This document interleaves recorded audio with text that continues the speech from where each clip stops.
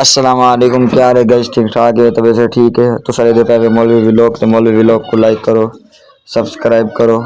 आने वाली वीडियो दा नोटिफिकेशन तो मिलता रहा तो सारे दे आज का सारा टॉपिक ऐसा आया वैसे हारूनाबाद सार को पहले असा गए बशीर ऐनक वाले को उत्थे वहां ते साको कोई जरूरी काम है, कोई ऐनक बनवानी आई, ऐनक दी लत्त टुटी वधी आई ते शीशा थोड़ी जी जंग लग गई वो बनवाया। उन्हें कल बाद असा पहुंच गया सीधा बेमिसाल कंप्यूटर वाले को इतने कोई साको काम आई थोड़ा जी असा उन्हें कल बाद वो काम करते असा गए शहर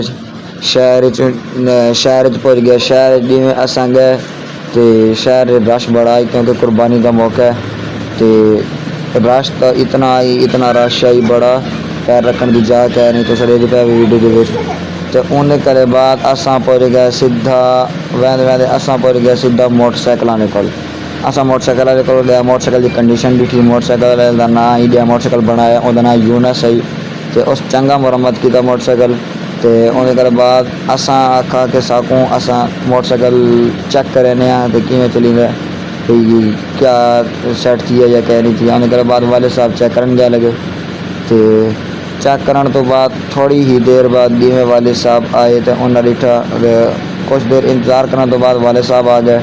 उन्हें डिठा कि मोटरसाइकिल बेहतरीन है। उन्हें कल बाद असा मोटरसाइकिल ले आते असा पहुंच गया फलूदे वाले को तो फलूदा खाने जो पहुंच गया। थोड़ी देर ही इंतज़ार करने तो बाद साको फलूदा मिल गया।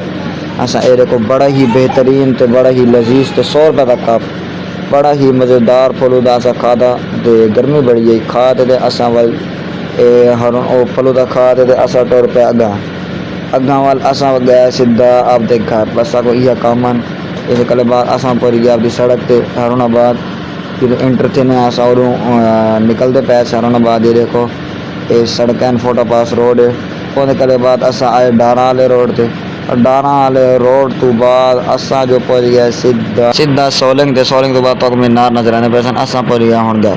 सारी वीडियो मोटी व्लॉग अच्छी लगे तो लाइक करो, चैनल को सब्सक्राइब करो। शुक्रिया, अस्सलाम वालेकुम।